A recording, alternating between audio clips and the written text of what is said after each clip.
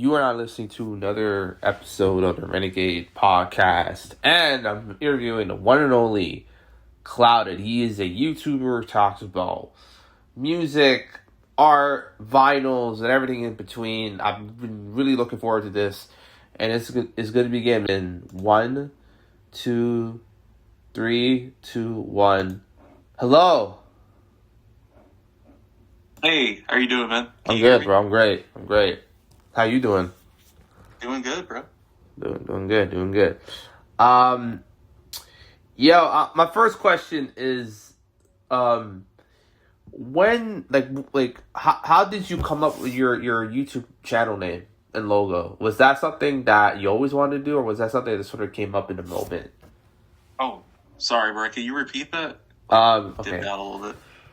So what was the inspiration behind your channel name and logo? Oh, okay. Well, first off, the name, it's kind of like this, kind of like time in my life. It was like summer of 2022.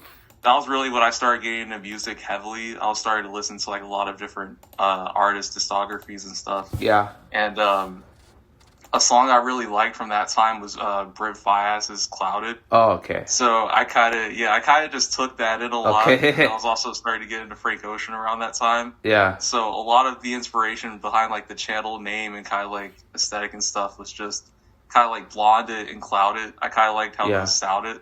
Yeah. So yeah, I decided to choose Clouded for the name. My playlist name is also Clouded on like Spotify. That's so cool. I was already kind of using that, and I was like, you know what? I might as well just make the channel that. Okay, that's a cool story. You mentioned that you started to get into music around 2022. What does that mean? Like, when you did you like grow up in a particular household? You were allowed to listen to music, and then you kind of. So, what's the backstory with that? Nah, I mean, not really. For a long time, I kind of just, like, wasn't interested for some reason. I was much more into, like, games and technology when I was growing up. Okay, that's fair. But the thing is, I always liked Kanye when I was growing up. Okay. So, like, in middle school, I really only listened to Kanye and kind of, like, the stuff I grew up with. Yeah. But then when I got into, like, high school, and then around 2022, that's when I started branching out. Okay. So I started listening to like Tyler, I started listening to Kendrick, Daft Punk, and all these people. So that was kind of like when I just started exploring a lot of different other genres and stuff.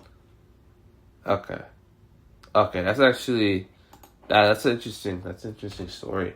So you mentioned that you were into gaming. Like, what kind of games were you into? Were you into like racing games or Halo or Call of Duty? Like, what was it? Yeah. A little bit of everything. Definitely racing games, like primarily. Yeah. Like GTA, all that stuff. Okay. I grew up on like PS3, so like pretty much everything from back then, like Black Ops 2. Yeah. That's like, my bread and butter, so. Yeah, interesting.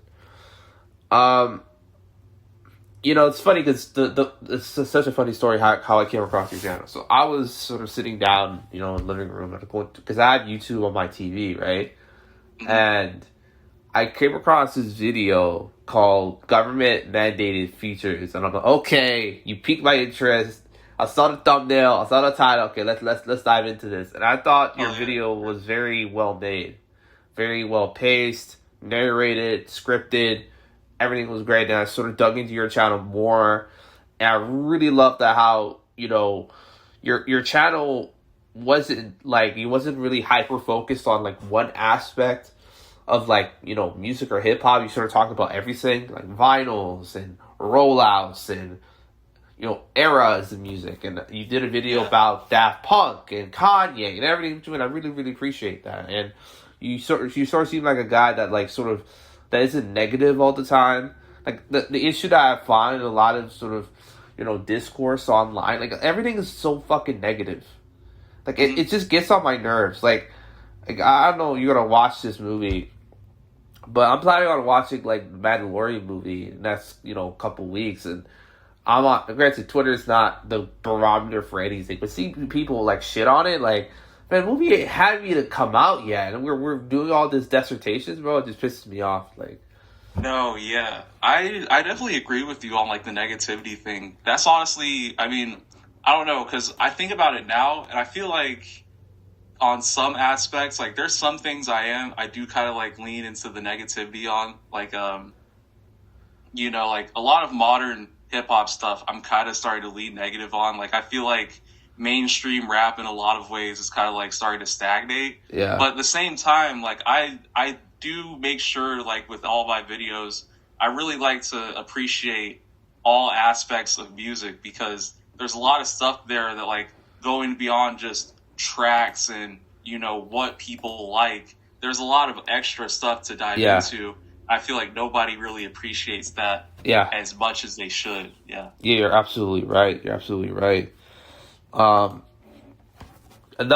That's interesting. So about that particular video that I mentioned, like, what was the inspiration for that video? Was that something you've been thinking about, or was that something that sort of came up in the moment? No, yeah.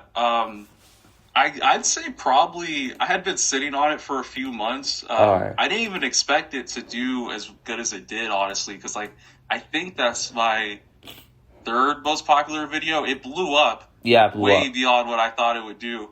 But yeah, it was just something that like I had seen on Twitter for a while, and then of course keeping up with like rap releases, you just start to notice it after a while. Yeah. So I was like, yeah, this would be a good topic to like actually make something definitive about, because it is happening, and the why it's happening, and then kind of like what we're getting out of it, very little. So yeah, I thought it would just be a good topic, but I didn't think it would really go where it did. Yeah, you're right. I mean, your biggest video, the vinyls video, that has almost 300K. And, like, how do you sort of process that, right? Because, like, I have my own video essay channel, and I did a video about the whole Chalamet Oscar, discourse thing. And I got, like, over 3,000, and I was going crazy. And I see you have, like, 300,000. It's like, whoa. Like, how do you, like, how can someone process that in real time? No, truthfully, I have no idea. And especially with that video, I'm very lucky to like where it's been, I guess the official term, you call it like evergreen videos. Yeah. So where it can stay accumulating views for a while. So luckily, I mean, it wasn't an all at once kind of thing, which I'm very glad about. It kind of just slowly grew and grew.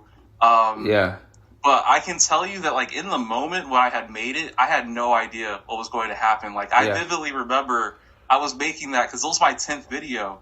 And I had made it, of course, like, with the idea that it would be a special video. But I really didn't think it would be popular, especially for all the videos that I had made before this. Like, at that time, my Yandi video was my biggest video. Yeah, so that was good, too. Mm-hmm. I was thinking that, like, if I made a video about Vital, like it would completely, like, it wouldn't match on the channel. Yeah. So I was really worried about it being a risk. And even for like the first week, it didn't do good for a little bit. But I guess like it being in the search results and like having, people look up Vinyl, that was what really made it grow. So I was lucky to like have it kind of be like a delayed hit, I guess you could call it.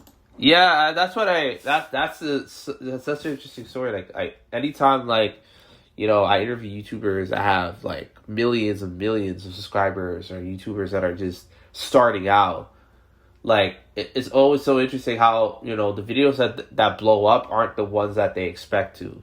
It's rare for a YouTuber that, or even anyone that I talk to that's like, yeah, I expected that video to do well and did as well as I expected, right? Like, how do you sort of manage those expectations, right? Honestly, that's a great question. I have no idea. I try to just, at first I had no expectations because, this is my third like real attempt at a channel ever. Yeah. So I've never really had anything go this far. I made my last channel before this, I made a video about Donda 2. Yeah. And that got like 40,000 views. Yeah. But nothing else I did on that channel really did like that great. Yeah. So with that, I kind of like didn't know how to manage expectations. But then with this channel, the first video I made also got like 40,000 views. So then just beyond that, I kind of just started like being like, okay, I kind of go by like the artist popularity kind of like whatever the subject is, I'm like, all right, this is kind of like the range, and then whatever my other videos do, that's kind of like, I have like a ballpark kind of. And then now that I've made more videos, I put different ideas together. Like I'm looking at, I have a board on my room, and I kind of just like write 10 videos down. And I'm like, all right, that's the plan, the next 10 videos. And whatever I put on that board, I make sure that they kind of like line up a little bit.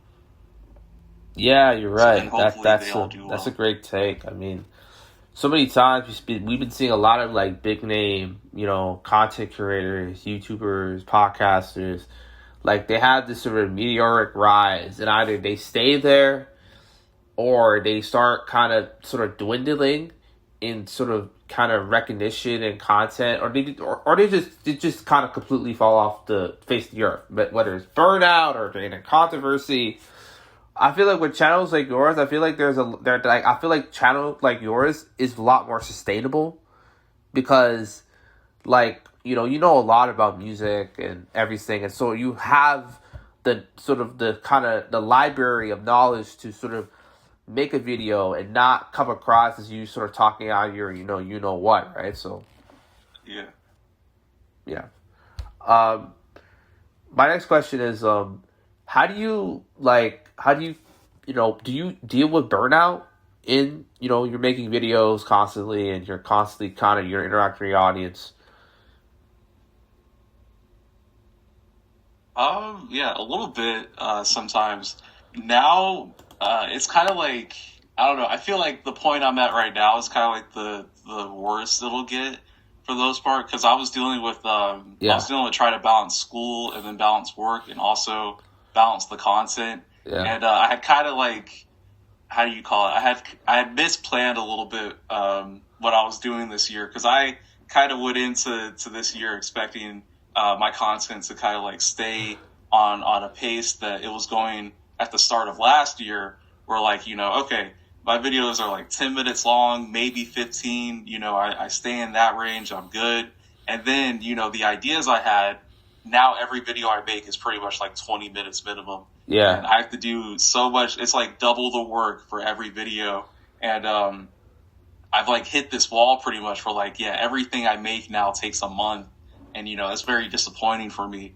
Yeah. So that kind of burns me out a little bit. But, I think in terms of like, my process, I guess you could call it, after I record the video, I mean, everything's good from there. I really like editing. I mean, it's hard, but like, in terms of like, after that it's done. Yeah. So, I'm very much into just like dropping the whole night. Like I'll stay up, long as I have to and just edit.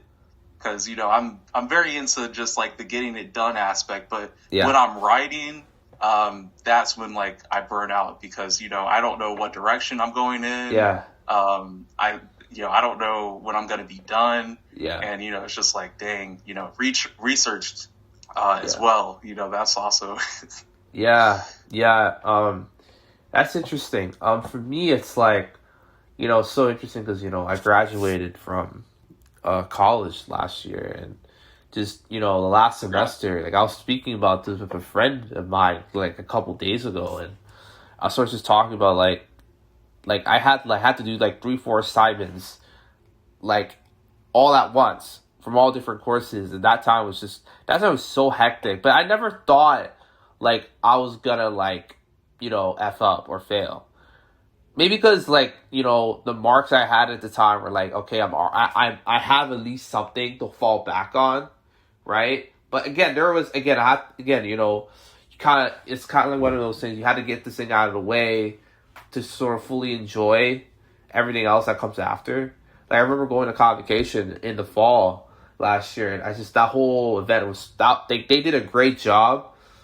Holding the event, and, everybody did a great job. And I remember going up to the stage and getting my diploma. That was such a, cool moment recently in my life. Like, that was just a cool moment, For you, are you still in school or? Not at the moment. I'm kind of taking a break to get some, like, my personal stuff out of the way. All right. Get, like, a better job at the moment. All right. But, for sure.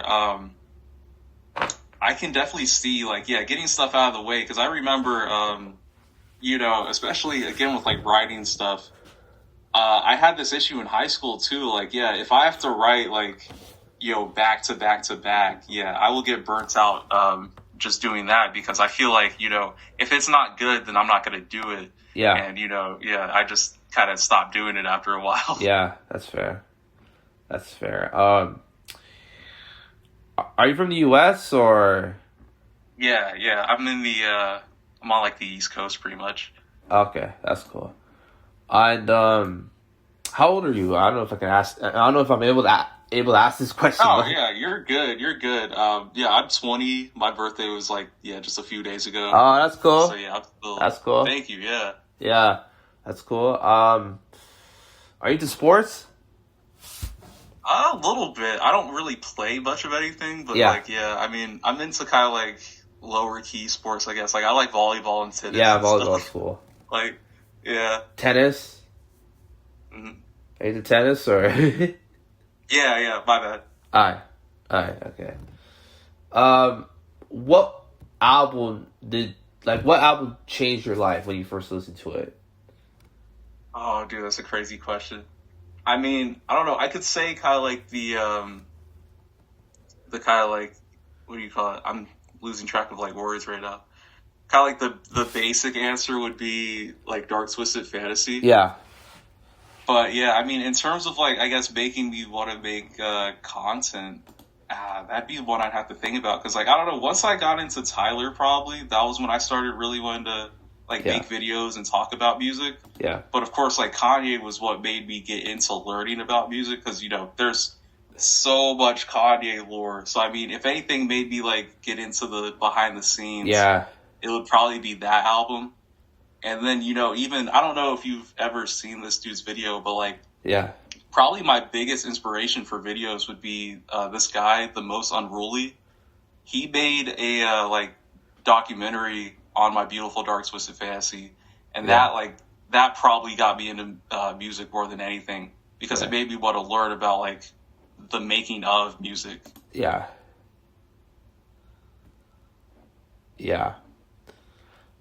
You know, that's really interesting. I mean, for me, like, the first album that really got me into, like, music in general, it's really tied between two albums. The first one was the Daft Punk's Tron Legacy soundtrack. I mean, that record, I still play that record all the time.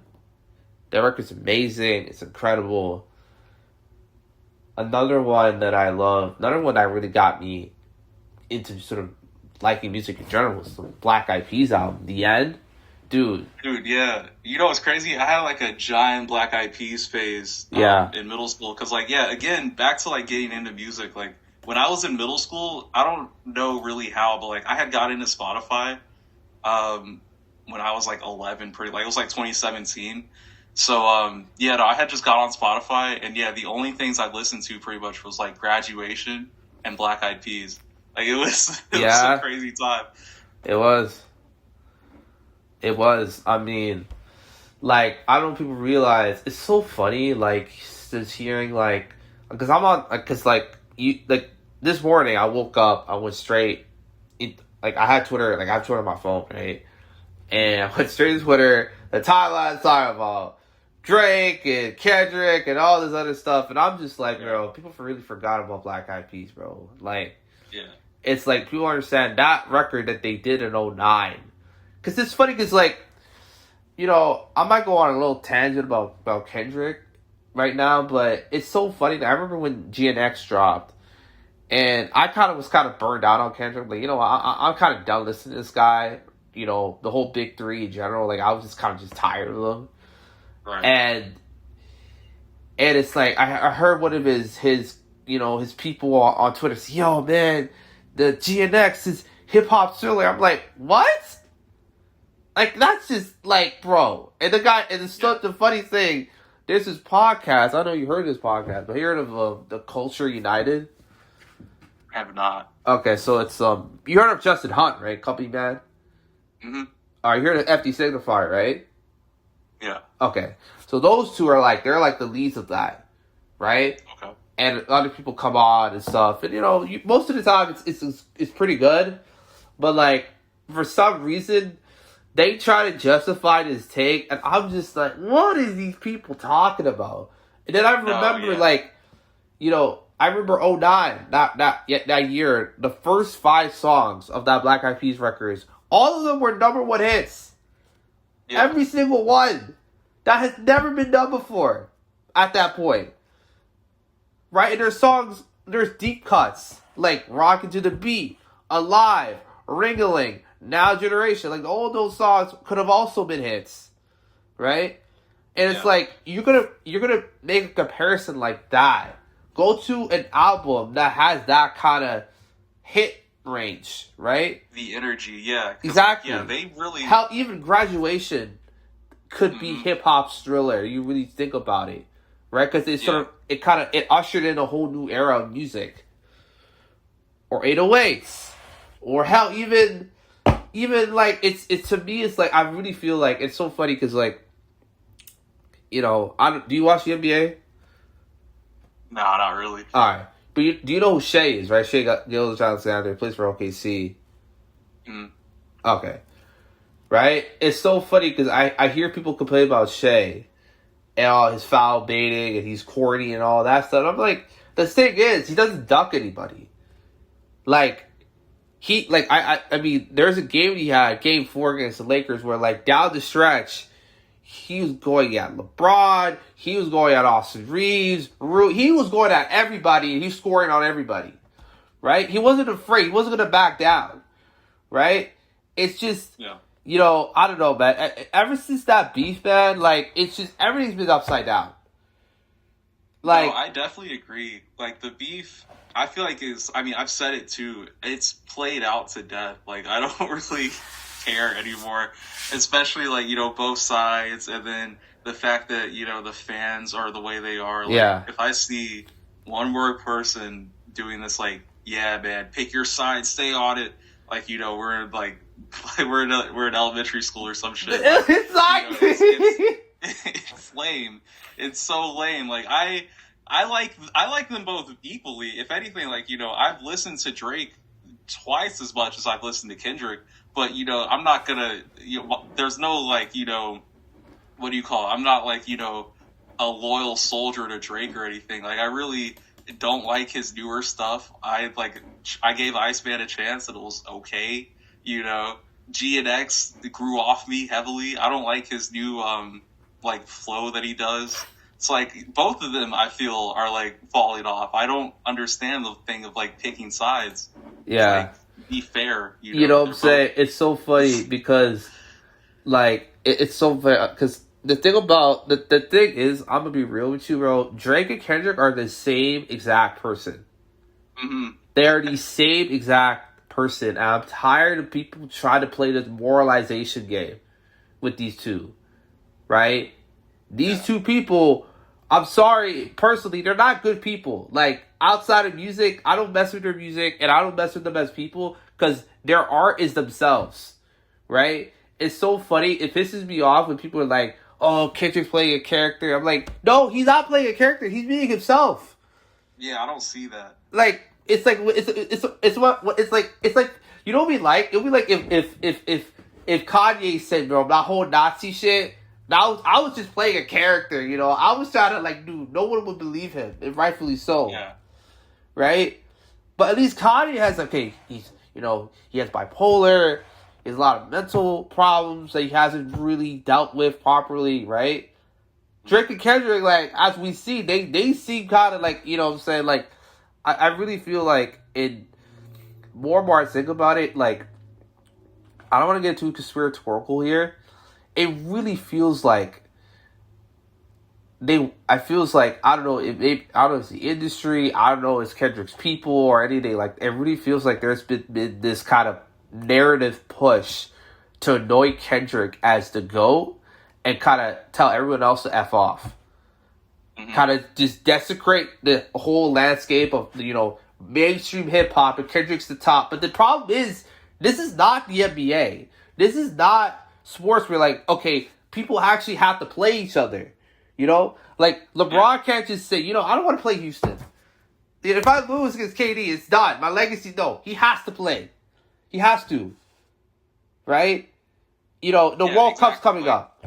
If Argentina or Portugal are in the final, you think CR7's going to, I don't want to play. I'm not playing. No way. Yeah. He has to play. It's the same thing for Messi. Fully, I think Messi's the greatest modern athlete ever. But if a big game, he's going to play. He's literally playing 90 minutes for an MLS team that Inter Miami. He didn't need to go into Miami. He could have just retired on the spot. No one would have said anything. But for him, it's he plays like he owes the game his life. Because that's true. Right? To the extent. Mm-hmm. I really feel like the one thing that really sort of rubbed me the wrong way was I remember when Joey Badass was dissing all those people back last year, all those TV. Yeah. That to me, right? If you're supposedly the GOAT, if you that guy, you have to shut that shit down. You have to shut it down. He didn't for whatever reason, and it's been a common trend. Right? Yeah, that's exactly how I feel. Yeah, it's a common trend. It's so funny. It's I for example, I love that Clips album last year, bro. I love that record so much. But the one thing that really got me on my nerves was that Tyler verse, bro, on POV pissed me off so much because he was trying to rap in this sort of kind of braggadocious way. He was dissing Kanye on that song. And I'm right. And I'm just bro, let's be real here. If Kanye were to say, hey, bro, you want to be all bully, he would have done it. He would have done it. He would have done it because he's a fan. You see Travis did that too. Exactly. Exactly. That's the thing. That's why, a lot of this stuff, as you said, it's played out. To me, that's intentional. A lot of this narrative, a lot of this discourse shit, it's just intentional distraction. Because you have to understand, right? A lot of attention, obviously, the last year and a half, 2 years, has been on UMG. Because UMG, Drake and Kendrick are on that label. Mm-hmm. Hell, even J. Cole's, some of his artists are on that label as well, right? So it's who's really who's really controlling the conversation? Because when you control the flow of information, you control everything, and I stand by that. So to me, it's I don't know, man. That's why this whole boogeyman talk is bullshit. Because if you're really the boogeyman, you wouldn't just pick your targets. You go after everyone. You won't give a flying F who it is. And this lawsuit stuff. I support it. I support Drake trying to get out of his deal. But I don't really. I guess you could make a case for him going after Kendrick in the lawsuit. But I feel the real enemy is the label putting people against each other. But even in the end, I think we're all just better off moving the hell on. Even Kendrick, GNX, that should have came out, and then he should have followed that up. It should not be another 2-year gap of just no Kendrick, because even I remember when that dropped, everybody was like, all right, cool, where's the real album? Yeah, I remember all right, that. This was cool, but where's the actual Kendrick album? And we just never got it. To me, it's I want this to be over.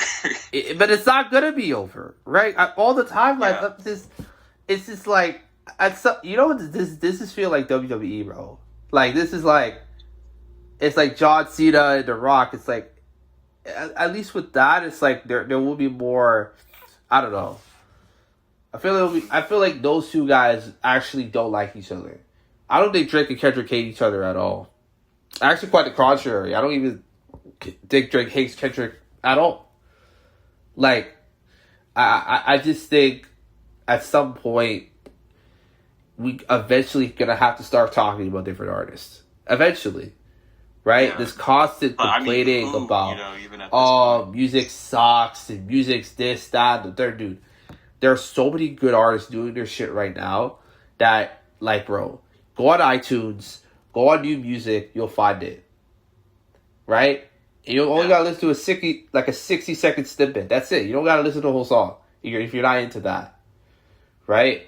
I just think that, like, for example, I mean, that's why I'm so excited to see what Redville's gonna do the next, in the near future. Because with him, it's like his ceiling is the limit. His sky's the limit for him. Honestly, he's so good. Obviously, I think Kenny Mason. Like, I listened to his latest album, bro. That album's amazing, by the way. Like, I was kind of shocked. I always liked him as an artist, but he really kind of grew into his own. Paris, Texas. Always liked him. Sort of rock, rap, kind of. Always loved that. But again, those are 3 artists I just named. But you don't see Breakfast Club talking about them. You don't see Ebro talking about them. You don't see any of these outlets talking about them at all. It's like they don't exist. Well, right? Yeah, no, we're due for a transition, but nobody has stepped up really to the plate yet, and I just don't understand. It's hard to do a transition. A ton of good music. It's hard to do a transition when they're already trying to, again, buy up all the independent channels of independent music. Because let's be real here, these record labels are desperate. They are desperate. They are like vampires and sinners. Like, they are like, it's like that. Oh yeah, the vultures, dude. Yeah, they're the vultures. They're like that. To me, it's like, at some point you have to see the writing on the wall. But for them, it's like, these kind of, high profile clashes, it's like a money glitch, Like, it's so funny. Like, I remember there was a time where, like, last year, every couple of months, Jim Jones was going viral for saying something completely stupid. And I'm like, dude, you're just feeding into that. Right? But yeah, they'll give him attention anyway, yeah. Exactly. It's like, to me, like, the last thing I'll say about the last thing I'll say about this whole thing is, like, I just think that, this sort of, gotcha culture regarding takes and opinions, it really feels like Skip Bayless was like patient zero of this kind of conversation. It really feels like that. Him and Stephen A. Smith, those two are really the reason why people talk the way they do online. You're right, actually, yeah, because that is just how Twitter is now. It's a live reaction room of just like, he did what? Like, and that is cool. I love that personally, but like at the same time, I don't feel like, we're starting to it's starting to lose its luster a little bit. Yeah. Because this stuff it's not hitting the same. Like, I want to see artists try new stuff again. Like, I always use Kanye as like examples of everything, but like, Yeezus, for example, like, there are no artists on that level of like popularity and influence making music like that anymore. Like, there are no risks being taken at all. And I don't get that. Like, the last album that like I felt really did anything different in mainstream was Utopia. Yeah. And that's like 3 years old almost. I'll also say Brat, but that's not hip hop. No, yeah, that's not hip hop. That's the problem too, because like pop's blowing up, and we're seeing the decline of mainstream rap, and like I feel like a lot of that is overblown, is fear mongering, but there is a point, there is a decline, but like I do think it's the difference between pop and hip hop in terms of how new artists are like sort of talked about. It's like pop is like, sure, stan Twitter, stan Reddit, stan YouTube. Those styles are going to be insane because they always been insane, right? Even before internet era, there always been that sort of kind of those factions sort of going at each other, right?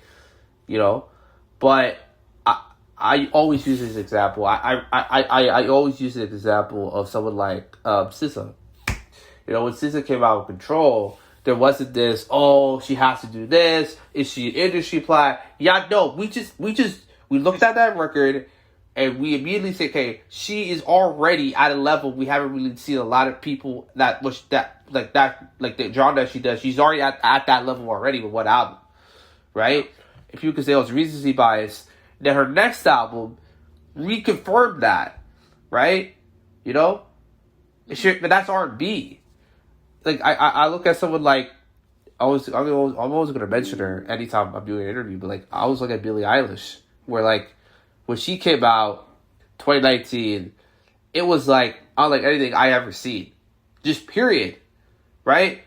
Like she was destroying the charts, critical acclaim, influence, awards, all those things, and ever since then she has to look back, right? Every album advances her legacy, advances the story that she's trying to tell, right?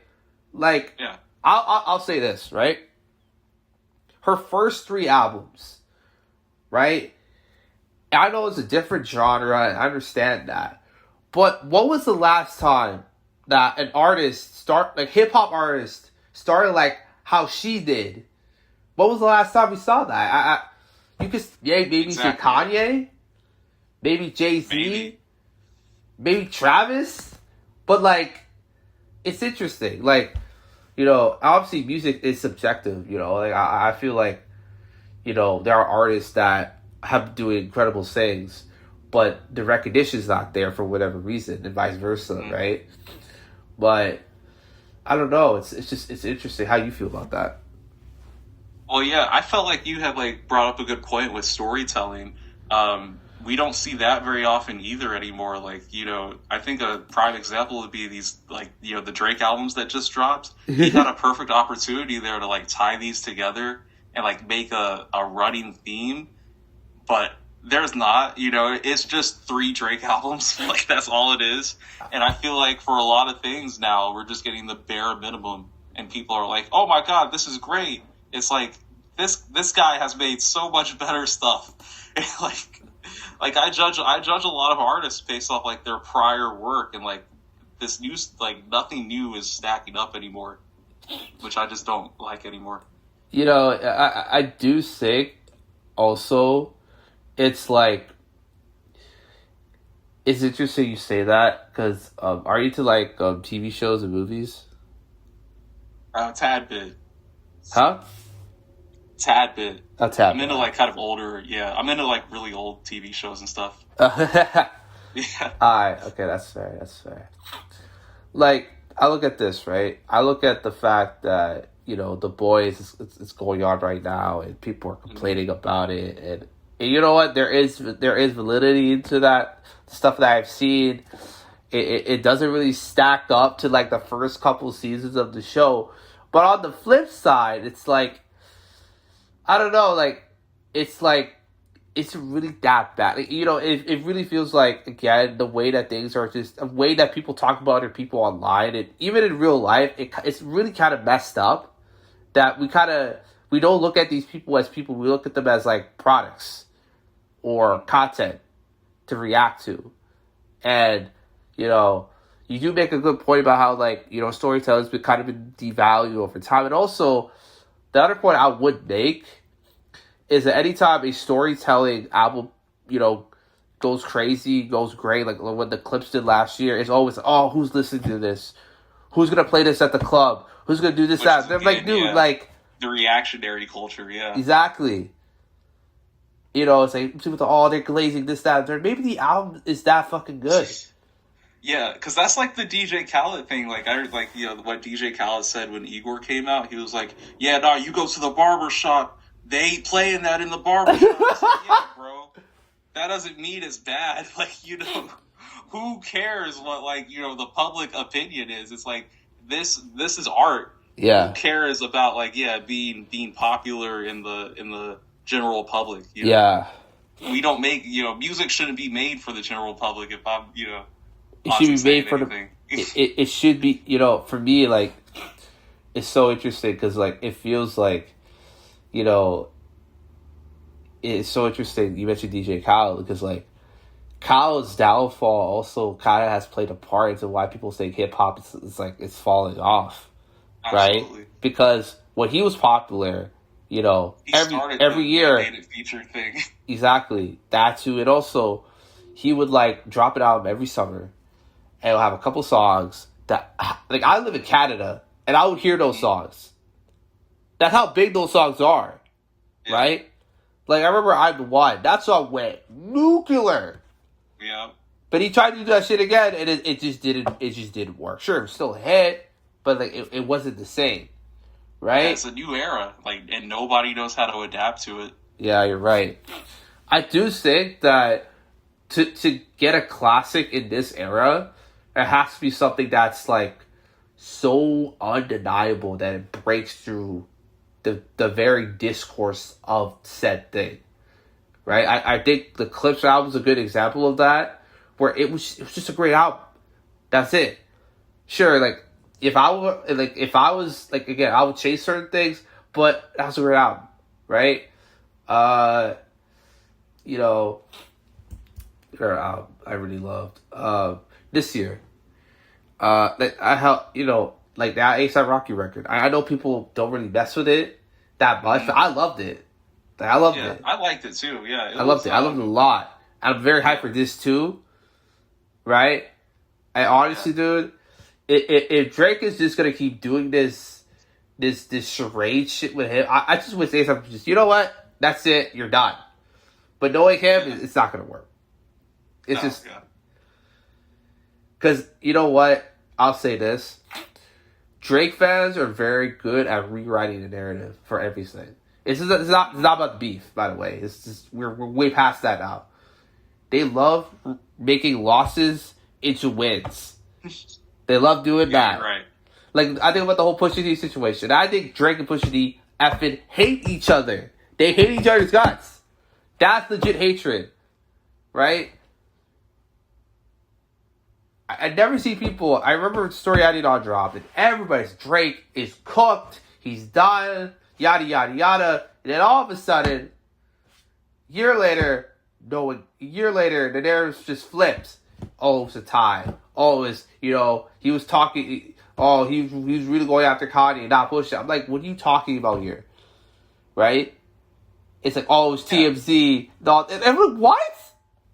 And the thing I don't like about that, a lot can come from just, like, accepting a loss. Like, I don't understand why Drake has to be... I don't know why he even is interested in being, like, that top dog boogeyman character in the first place. Because he didn't even start out that way. You go back and listen to, like, Take Care. Yeah. Nothing Was the Same. He was rapping his ass off on those albums. But he wasn't, that this person he is now of like, oh yeah, I got mob ties, I'm the boss, like, don't mess with the six. Like, he was still a guy back then. Yeah. And he was a better rapper because of it, Yeah. Like, I don't get it. I just, it's like, then with him is like, I always feel like his career is kind of like performance art in a way. Like, he's just sort of playing this character his whole life, and he just can't switch off. It's kind of like with, Tupac, right? Rest in peace. Like, when he sort of, when he started out and when he ended up, he was two completely different people. Sure, he believed in the same thing, but the way he presented himself was completely different, right? And I remember someone said, like, he was in this movie called Juice. Have you watched that? Or What was it called? Tupac was in this movie called Juice, where he's sort of played this kind of gangster character. I don't quote me on that, but he played kind of a harder character, and he kind of stayed in that mindset all the way to the end of his life, right? Maybe he became that person. Maybe he was always that person, but it seemed like there was a shift, right? I can see that, yeah.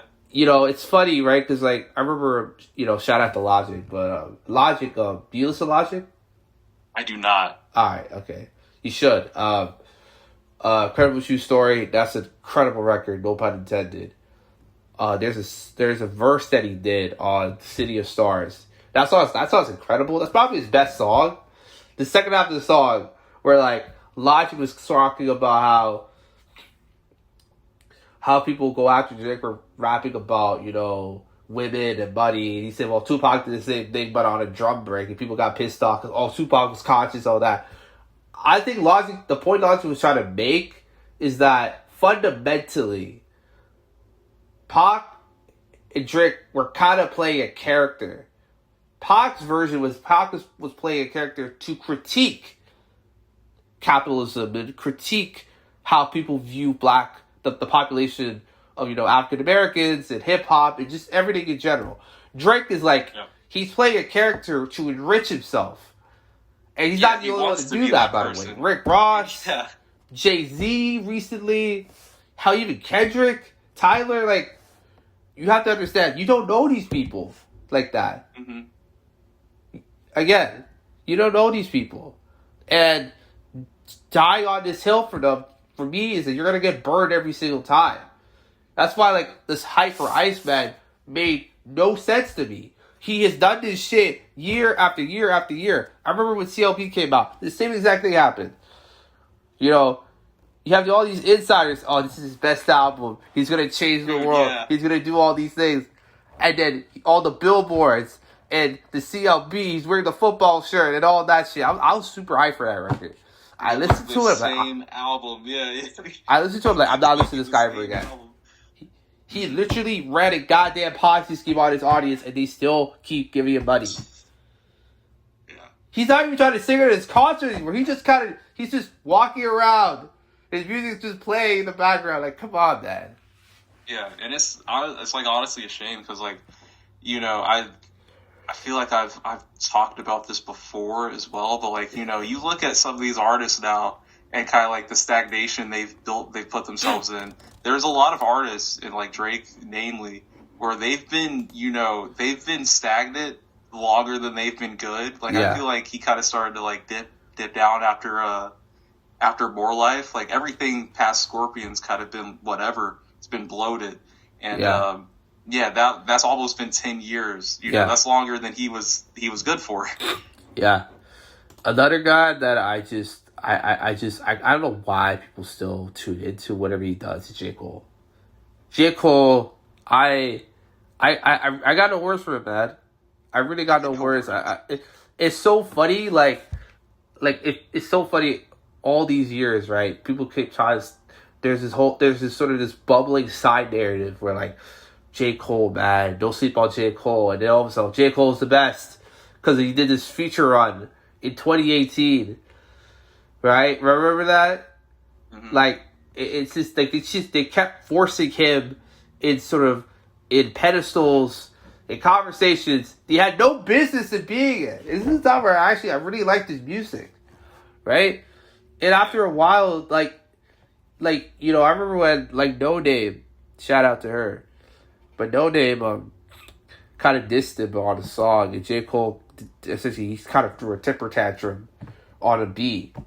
And all of a sudden, the veil was kind of lifted. It hasn't really been the same. I haven't really looked at it and been the same. Because I remember when the off-season came out, same exact thing happened. This might be his best album. This might be this, that, and third. I listened to the off-season, I liked it.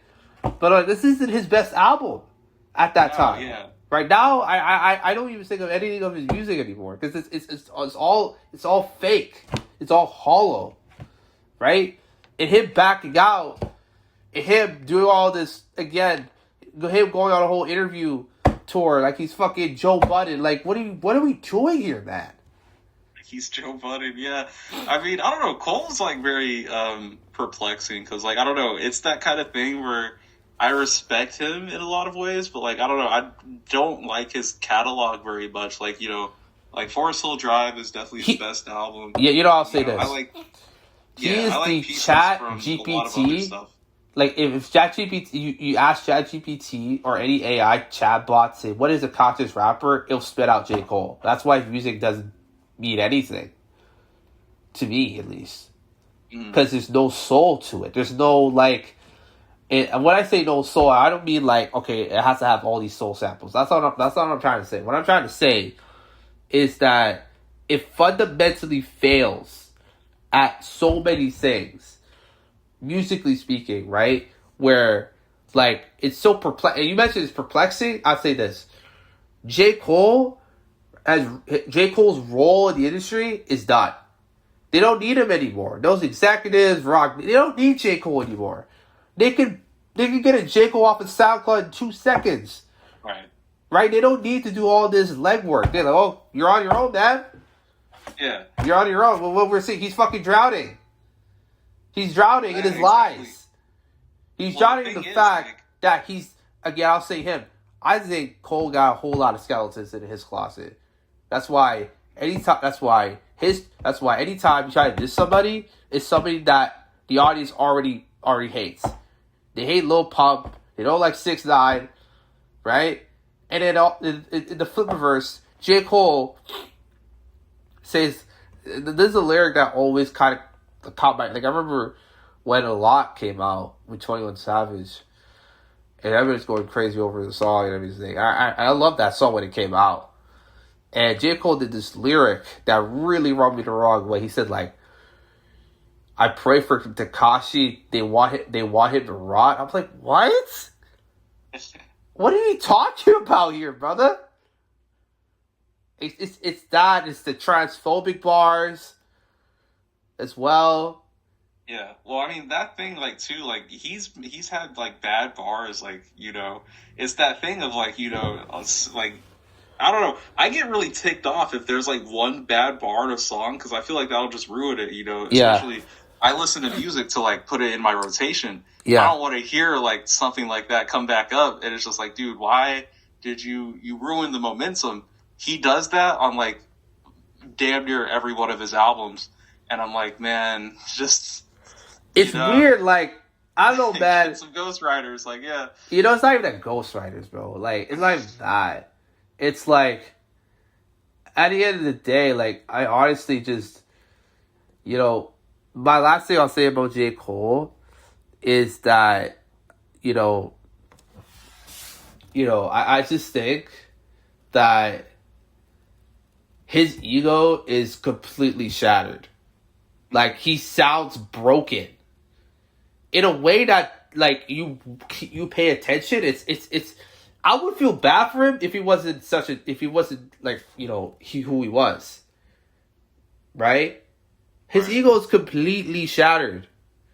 And him groveling through all these interviews and boom, boom, boom, this and all that, it's just like, it's pathetic. Right. It really is, bro. I think he has a place. I would rather him just shut up and just disappear forever. Yeah. I'd rather him do that than do all this other stuff. Cause it's like, but then again, he didn't really have a legacy much to begin with me. So it's like, all right, man, you kind of, you know, it is what it is. Yeah. It is what it is. Yeah, he was propped up, like, in his early career as, like, you know, the second coming of Kanye, you know, you know, he's a rapper, producer, you know, he does soul samples, and then, you know, then he turned on Kanye, and then, you know, from there, like, you know, I don't know, it just, like, I don't know, I feel like he lost kind of, like, his original, kind of, like, defining trait a little bit. He's still, like, I mean, I don't know, I don't dislike his music, really, but, like, it's that thing of, like, yeah, you know, he's in a weird spot, you know, especially for, like, the mainstream, like, he said himself, he's a middle child, so, yeah, he gets all the privileges, he gets all the slander at the same time, so, it's hard to define him, really. You know, another guy that I can't stand is Tyler, bro.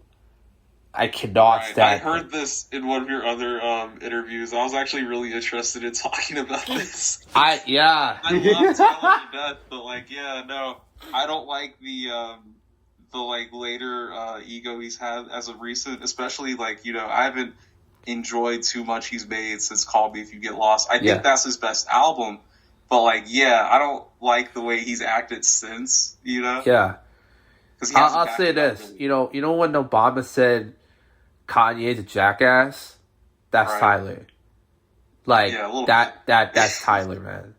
I cannot stand him or his stupid, delusional cult fan base. Like, I can't stand the conversation around him. Yeah, who don't for me, his whole career he's literally, people talk about, like, reheated nachos, you know, about certain artists. His whole career has literally been him jacking off Kanye and Pharrell. His whole career. And let it be known, even when I enjoyed his music a lot, because I did at some point, I would never put him at that level. Never, ever. Let alone rapping, let alone his lyricism. Because, bro, I'll say this. His lyricism, he has no lyricism. He talks about, he brags about how rich he is and all these Louis Vuitton bags and all. It comes across as like he heard one song from Watch the Throne and he made it his whole personality. Bro, I like a lot of his lyricism. Like, I feel like Call Me If You Get Lost is like a really good rap album. It's just, yeah, I mean, I don't know. I feel like in terms of like him trying other things, you know, Igor was really good and I like that. But like, yeah, I don't like Chromacopia is the thing. Like, I don't like these last two albums because I feel like they've just been like bad attempts to try something else. It's self-indulgent. It's not even self-indulgent. It's just ego.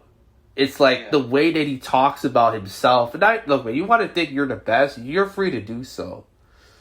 But like, there's that, and there's talking like you know everything about something you clearly don't. Mm-hmm. Right? Like, it's so funny. Like, you know, anytime I remember this interview that he did about, you know, he's talking about, oh, if your top five is this, that, and the third, that's not legit top five. You're just trying to conform. But like, what the f are you talking about, man? Yeah, no, that's a BS. Like, that's a BS. I really think that, and also he's kind of a creep too. Like, low key, like I said this before. Like, there's one song that he did where like it's called Wilshire. And right. And the girl that he was talking about, this is like back in 2021, the girl that he was talking about, he got with that at that time was like 18, 19 years old. He was already 30. Mm. And I'm like, oh Lord. that is peculiar. And also it's just, I don't know, man, like people talk about like, you know, red flags. Like, that guy is a walking red flag to me. And look, I do think that if somebody were to just go at him, like genuinely go at him, he would just unravel. Because you can't play, right, I'm just trolling, I'm just playing kind of angle. You can't do that. Because in a battle, it's like a one-on-one situation. Guys going at you the whole way through, right? And I don't know. I think that I don't think he writes his own lyrics. I really, it's weird. That might be a weird take. You know, I think he has a lot to do with Odd Future breaking up. Because the way they broke up never made any sense to me at all. We have all these creative geniuses, and guys just break up for what? You know, it doesn't make any sense. Actually, I want to make, because, like, yeah, I have that down, you know, as a video I want to get to eventually. But, yeah, I feel like with that, a lot of it really is just, like, it could be ego, a lot of it, because Tyler was, you know, the only, you know, it was really, Odd Future was, like, Tyler and Earl. That was basically the only people in Odd Future who were going anywhere. And Frank. So I think most of it's just, like, yeah, one day he was like, all right, yeah, I got to cut everybody off. Because, you know, you go back to, like, the history after Cherry Bomb, like, he talked about, like, yeah, he was like, one day I just realized that I didn't want to be perceived this way anymore. And that's, like, when he changed his whole style up. He cleaned up his image.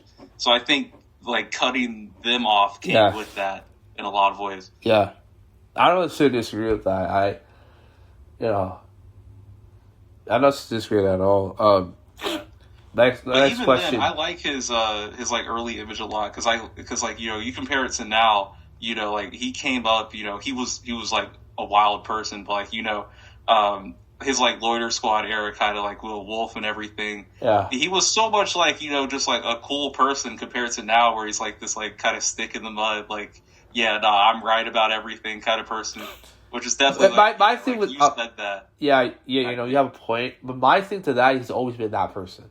Like, he's never changed from Goblin Igor. It's just that he got a bunch of money, and he thinks he's like the next, like, whoever. Like, you know, I always find it interesting. Like, it's so funny. I remember when like Diddy got locked up, and everybody sort of starts dissecting his previous relationships and everything with all these artists. Nobody talks about his relationship with Diddy. Mm-hmm. They was best friends. People forget that. He almost signed to this man's label when he blew up, right? No one talks about that. I wonder why. It'll be very uncomfortable, you know? If somebody were to mention on Joe Budden podcast, it will get really fucking quiet. I'll say that. Yeah. My next question is, what's the future of your channel looking like? Do you have a goal in mind, or? Yeah, I've been thinking about it a lot. I mean, my goal currently is just 10K. I'm just gonna keep going toward that. Okay. I'm going to face reveal then, but the thing I'm still thinking about is like whether or not I'm going to include my face in my content. So I really like the way my videos look now, but like I could use my face in them, but I just don't know how to do that and make them look. I was gonna ask you that. Unique. I was gonna ask you that actually. I don't want to make an assumption. Are you white? Or what are you? Oh yeah, I'm like light skinned, but like the way I talk is very like like You're biracial. Yeah. Huh? You're biracial then, right? Is that? Yeah, maybe. I'm not too sure, honestly. Like, yeah, it's just kind of like my family, tree. But like, yeah, no, it's just how I talk is like very, very like white. I guess you could describe it. Yeah. Like, yeah. That's fair. Okay. Interesting. What was your celebrity crush growing up? Honestly, I have no clue. I don't know, bro. You don't know? Would, Alright. see, yeah. Alright. Interesting. Interesting. For me, like, I got tons, but the one that really stood out, she was my first legit one. Because I used to have ones that kind of lasted for like a day or two and it kind of went away. But the one that really lasted, still lasts, is Lana Del Rey. That was the first one. I'm like, oh wow! Like I was I was stunned when I searched this person up. I'm like, whoa! I'm like, whoa! And that was stuck with me. A recent one, which is funny because she's in. Are you gonna watch The Odyssey? Yeah. Lupita Nyong'o. That's another one. That's it's so funny when people talk about like the most beautiful women in the world and they never mention anybody dark skinned. I never got that until it's racism. Usually, yeah. Usually it's racism, right? Like, and like also it's like, it's kind of it's interesting because like, the way that people talk about other people's beauty to me is also really messed up as well. I think every woman there's something beautiful to them, right? It just depends how to use it, good or bad, right? That's why like it's so funny like when I see these threads, these cops, who you think is the most overrated beauty in Hollywood? Bro, all of them are fucking beautiful. I'm being serious. Yeah. All of them are beautiful in some sort of way. Even somebody here's the thing. There are actresses I don't like, but I'm not gonna lie to myself. Right? Look, man, I know everyone hates Sydney Sweeney. I'm not a fan, honestly. I don't think she's a good person. I think that's pretty obvious. But I'm not gonna lie, so she isn't beautiful, because she is. Right? She is beautiful. Right? And, I don't like this, like there's this comment I saw about like how, oh my god, Megan Fox, like that's a real beautiful woman. I'm like, man, look, man, it's just, why do we gotta do this comparison shit? Like, it's just, why can't we just appreciate? I understand like stan cultures that we have to sort of take every aspect of every person and kind of compare them. We don't have to do that, right? Mm-hmm. I feel like musically, it's difficult because like a lot of artists put themselves in their art. Movies is very easy. They're playing a character, for God's sakes, right? Yeah. That's why like I kind of laugh when people get upset. They're praising Tom Cruise. No, they're praising Tom Cruise for what he does in movies. Nobody's saying Tom Cruise is this great stand-up guy. No one's saying that. Nobody's saying that. Right? So, yeah. What other genres you listen to besides hip-hop? Yeah, I try to get into kind of everything. Right. I'd say primarily like my other genres. I like R&B, of course, but like I'm Right. not super tapped into it. I just kind of listen to like Weekend and All right. Red Fire and stuff. All But I right. also like my number two genre pretty much would be rock. Yeah. I'm getting really into rock right now, and then electronic music I like a lot too. All right. Okay. All right. That's a good one. That's a good one. Mhm. Do you listen to Andy Stott? I do not. You should. You should. I really think. I think we really mess with his sort of way of making music. Like he Okay. combines like dub techno with like experimental ambient music. It's incredible. The atmosphere it Yeah, makes and that's everything good. is incredible. Ambient Actress, music's a favorite. actress is incredible. He's like he's from the UK and he's just makes some of the dopest house music known to man. Another one, I think you heard of this person, Case Renata. He's all time. Yeah. Flume is just literally invented a whole subgenre by himself. Literally, it's incredible. Arca, go. Heard of him. Yeah, Sophistein, elite. Daft Punk, we all know legends, right? Of course, yeah. Yeah. So yeah. My next question is, the Michael movie came out, and people talk about like, oh, people talk. It feels like anytime he's brought up, people say like nobody can surpass Michael Jackson. Nobody can surpass, what he's done. And I don't necessarily disagree with that, but I don't believe that. I think there's a person that if they play their cards right, could 100% be considered the GOAT or the best pop artist to ever live. I do think. Who do you think that person could be? That's a good question. I mean, I don't know. I feel like a lot of the thing with like Michael is his his reign was in like such a different time culturally. Yeah. Like before the internet, like someone on his level of fame literally was everywhere because nobody else existed. Right? Yeah. Like now you can see anybody whatever you want, right? So Yeah. like I feel like fame as a concept is so different now. Yeah. So the point where like being super famous, like The Weeknd musically, like I feel should have been on that level, but his like I don't know what it is, but like after hours, you just never saw him that much. So I would say him, but like yeah, fame is just so different now. Yeah, it is. So where like nobody can be that famous again. I don't think. Yeah, I think fame-wise, nobody besides like maybe Donald Trump would be more famous than Michael Jackson. Mm-hmm. That's really it. But I really feel like anytime there's this conversation, it's always about sales and influence and dancing, performing. Nobody's disputing that, right? You know what I'm saying? I'm not like, there's certain people, oh, Chris Brown, he's on the same level. No, he's not. Yeah, no. No, he's not. Even in the time when there was a time early in my life where he was literally me and my brother's favorite artist. We used to listen to him all the time. Even then, I would not say he's better than Michael Jackson. Well, right? Chris Brown has like songs. Chris Brown does not have albums. Like, Yeah, exactly. Ask somebody their favorite Chris Brown album, they do not know any of his albums. Michael Jackson has albums. Yeah. The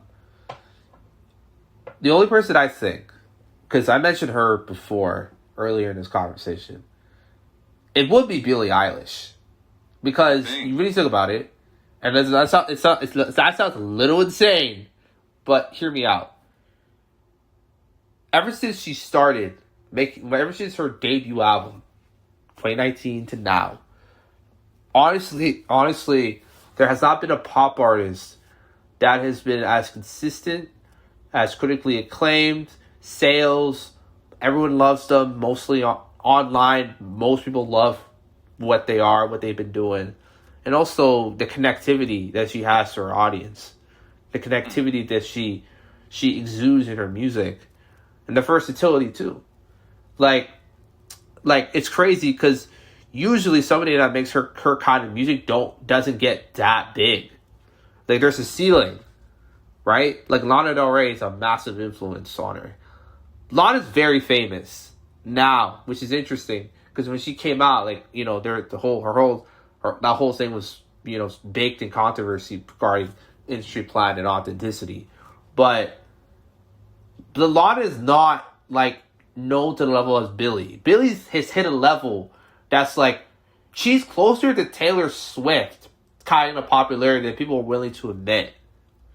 Right? But her music quality control is so high. Right? Like, her and Phineas, to me, they're like Jordan and Pippen. That's the kind of connection that they have. Right? To me, at least. And with Michael, it's interesting because Michael, after Quincy Jones, because I think they had a bit of a falling out, I think. I don't know. I'm just speculating. Yeah. Right? The music was still great, but the music wasn't the same. It was different. With Billie, I'm more confident that if she were to ever get away with Phineas, there's like a gazillion producers that would literally bow down to her and say, bro, I would love to produce a song off your album. You know what I'm saying? Right? I mean, the song that she did with Labyrinth is a great example of that. Where, like, she was in the song for, like, a minute or so. The song was instantly one of the best songs of that year. And it got nominated for a Grammy. And I know that might not sound that, like, much of anything. But I think that's kind of notable, too. Right? So, yeah. Yeah. I don't know, yeah. I'm not too, knowledgeable about her music, but, like, yeah, I feel like for pop artists, she is pretty big. But I don't know, I still feel like on that, like, global stage of, like, you can't avoid this person. I'm not too sure. Like, I guess, Taylor would be the closest. But even still, like, you were right about kind of, like, everybody loves her. Like, Taylor Swift, like, by this point in time, has a pretty big, like, detractor base. Yeah. It's like, that's somebody who, you can avoid. Like, Taylor, without her fans, like, probably wouldn't be all that anymore. Her time's kind of come and gone. But, yeah, no, I feel like it's still just very hard to get on that, like, unavoidable, untouchable level that he was at. I feel like the argument, because if we're talking just straight music, there's people that could be better than Michael. There's Kanye, there's Stevie Wonder, there's Prince, there's Frank Sinatra, there's Gil Scott-Heron, there's maybe even 25, 30, maybe there's Billie, maybe Taylor, maybe even someone like The Weeknd. Like, that's the thing. It's never about music. It's always about something that's not about part of the music conversation. But I also understand that to an extent. You have to protect your artist. You don't want your guy to be surpassed by somebody you don't like, you don't mess with, Like, I can't imagine, you're a Kobe fan back in the day, and you see someone like LeBron come up, and all of a sudden, he's being talked about as the next face of the league and next GOAT. Maybe he's better than Jordan. Like, again, Kobe used to get all those things back in the day. Now it's LeBron. Right? I kind of get that animosity to a little bit, but, yeah.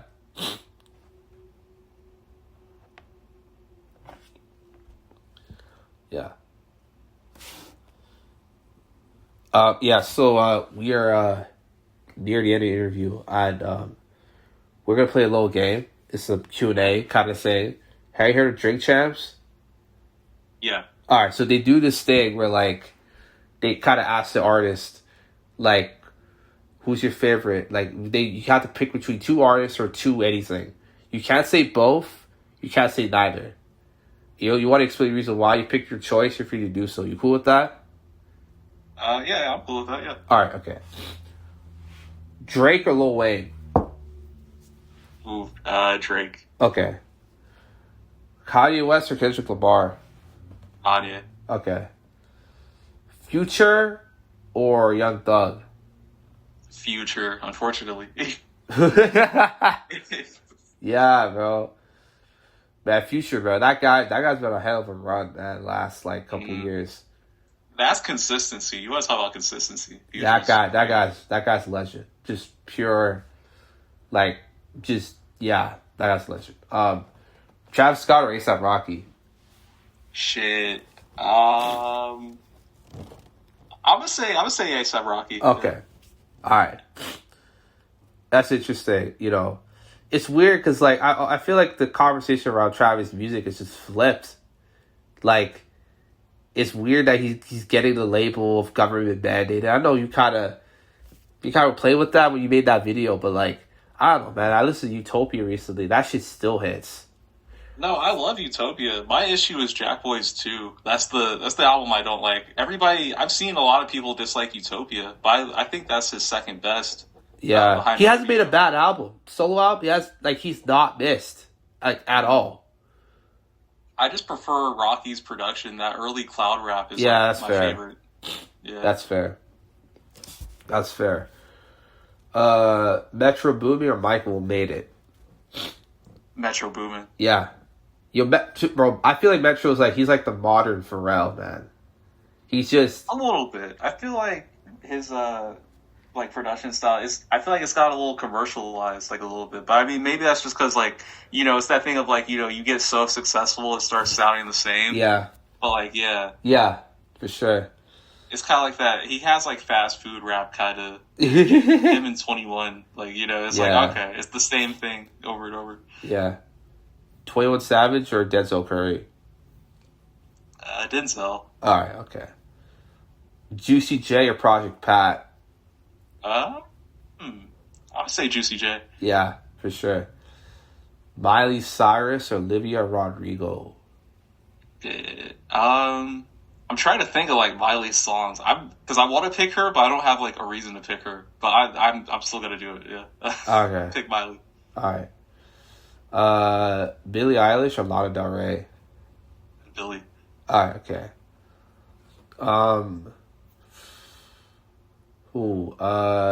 Raye Shremmerd or Migos? Migos probably. Okay. UGK or 8-Ball MG? UGK. Okay. Clips or Mobb Deep? Yeah, this was hard. Okay. Yeah, I think I'm gonna say Clips. Yeah, for sure. Pusha T or Mos Def? Most Def. Yeah. Pharrell or Timbaland? Pharrell. Yeah. Absol or J-Rock? Absol. Okay. SZA or Whitney Houston?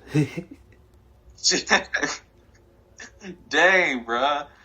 I don't know. Yeah, I'm gonna say Whitney. I don't like SZA too much. I like her music, but I don't like her as a person for some reason. All right. That's some weird shit. Yeah. Yeah.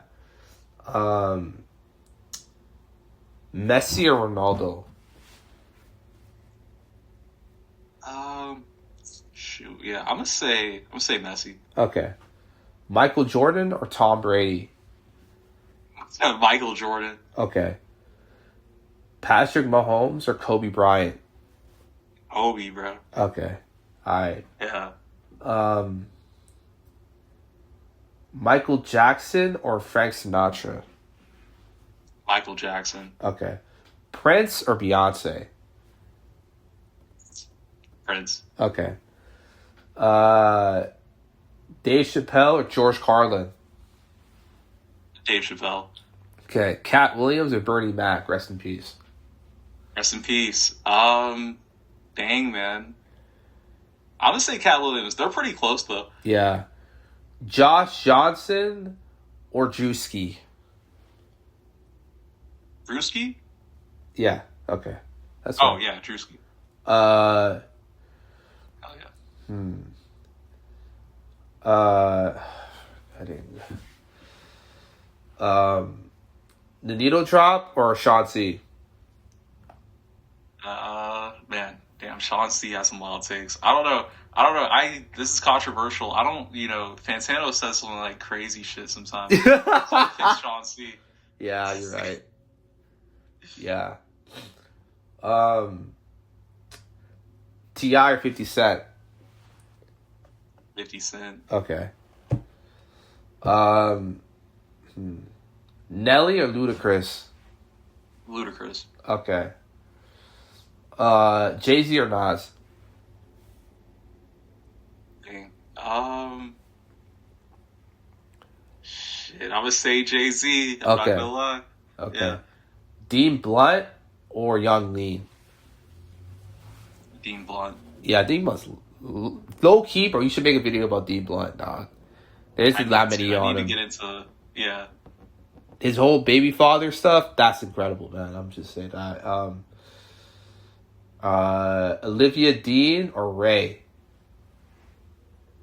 Yeah, I'm thinking Raye. Yo, Raye, bro. Ray's a baddie, dog. I ain't gonna lie. I found her in like 2021, bro. I'm early. Yo, that album that she dropped this year, bro. That's my album of the year, man. Like, like top to bottom, that shit's masterful, man. I'm so happy for her blowing up. I'm so happy for her, you know, getting the kind of love that, you know, she should have been getting years ago. But here we are now. Tub Low or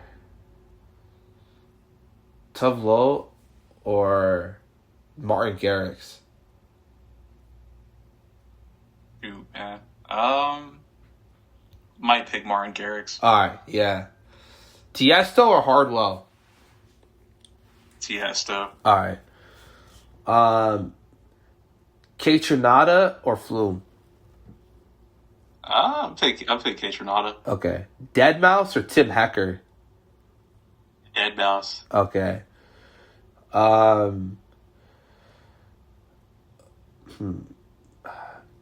Kid Cudi or Big Sean?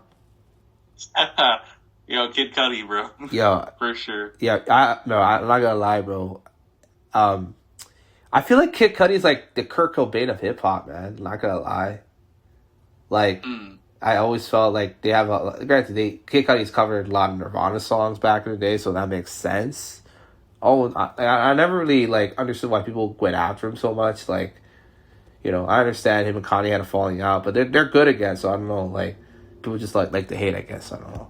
Well, yeah, I think he kind of did the Tyler thing for a little bit of like, you know, fighting his fans and like, you know, not, how do you call it? Like, not really compromising on some things. Like, you know, not being able to like admit where he's wrong.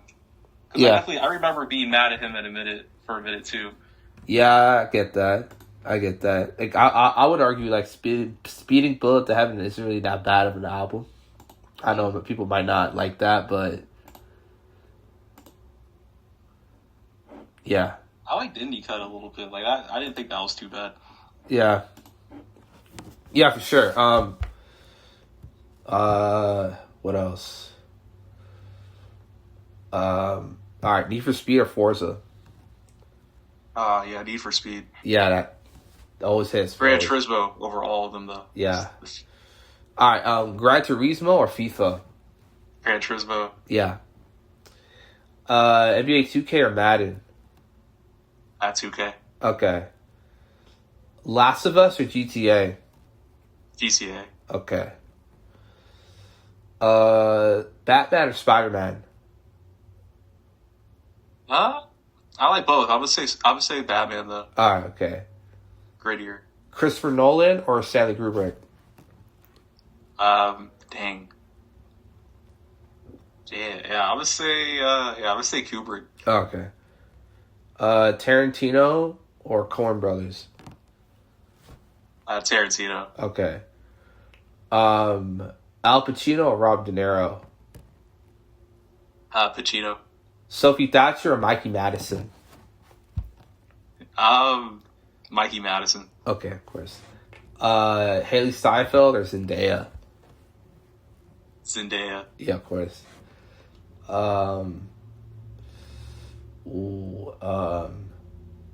Madonna or Bob Marley?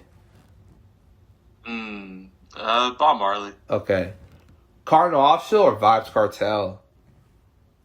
What was the first one? Cardinal Offshore. He's like this legendary Canadian, like reggae, hip hop artist. I know you heard of him, but I'm a big Vibes Cartel, I guess. Yeah. Okay.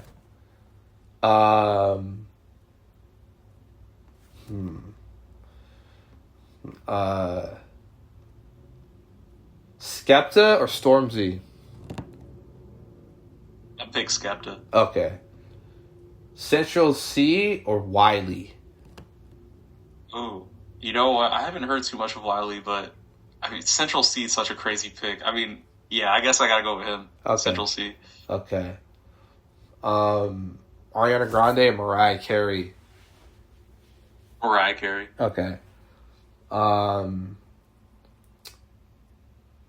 JPEG Mafia or Death Grips? Death Grips. Okay. Vince Staples or Freddie Gibbs? Dang, that's close. Say Freddie Gibbs. Okay. Tyler Creator or Earl Sweatshirt? Tyler. Okay.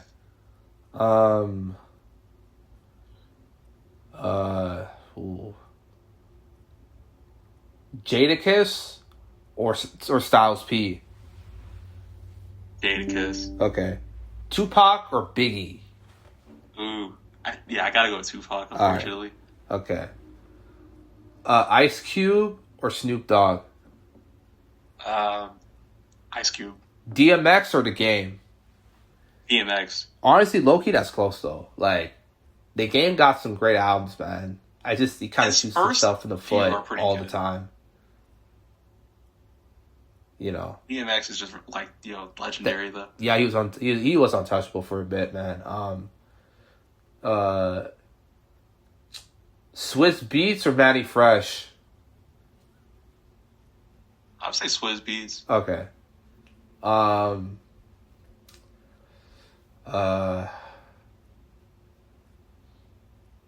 Robin Thicke or Bryson Tiller? Bryson Tiller. Okay. Steve Lacy or Brent Faiyaz? Brent Faiyaz. Okay. Jack Harlow or Tommy Richmond? Jack Harlow. Logic or Macklemore? I would say Logic. Yeah, Logic got some great albums, bro. Also, shout out to Mac. Yeah. Eminem or Elvis Presley? Eminem. Okay. Mac Miller or G-Eazy? Oh man, I don't know. No, Mac Miller, 100%. Yeah. Margot Robbie or Nicole Kidman? Margot Robbie. Okay. Anne Hathaway or Winona Ryder? Oh, dang, man. Winona Ryder. Yeah. Millie Bobby Brown or Megan Fox? I don't know, man. See, I feel like Megan Fox is, like, overrated now. Dang, I might say Millie Bobby Brown. Yeah, you know what, bro? Look, I don't go on a little tangent about it, bro. I don't know, man. I feel like people be going after her too much, man. Especially after, like, last season trainers, like, oh, she can't do this. Her face is all effed up. Like, man, shut up. Shut up.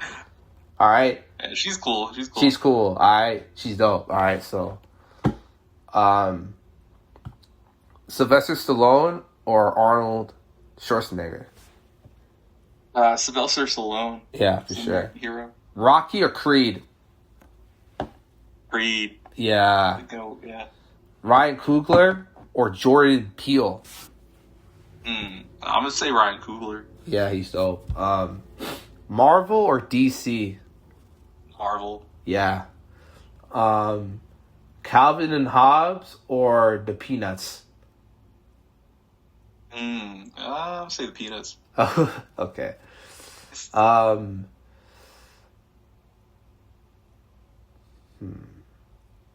Game of Thrones or Stranger Things? Game of Thrones. Okay. Sopranos or Breaking Bad? See, this one, I don't know. Everybody says this one's hard. Sopranos for me is like, yeah, just the best show ever. Breaking Bad's like it's so funny too, like. Yeah, no, it's funny in like the best way because they're dead serious. But like, yeah, you're just laughing your ass off. Yeah. Yeah, you're right. You're right. Lamar Jackson or Drew Brees? Lamar Jackson. Okay. All right. Second last one. Public transportation or Uber? I would say public transportation. But I mean, I don't know. I'm thinking about like American public transportation. Yeah, that shit's not safe. But like, you get a cool show. All right. Last one. I don't know. Fish and chips or pizza? Pizza. All right, that's it. Man, I'm really glad we got this one together. Thank you, man. Yeah, It was dope, man. I really appreciate. Also, I appreciate you. Appreciate you, man. Yeah. Saying that you watched the other episodes of this channel. I really appreciate that. Yeah, but it was a blast, man. So yeah, when I do get this posted at some point, I'll let you know. And would you mind if you kind of promote it on your socials and stuff? Hey, yeah. I'll throw it on the Instagram. Yeah, for sure, man. Thank you, man. Was that? Thank you for having me, bro. Yeah, for sure. Have a nice day, man. See ya. Thank you, bro. You too. Bye. Bye. That is another episode of the Renegade Podcast. Hope you guys enjoy this one. Enjoy this one. Put this one together. Bye.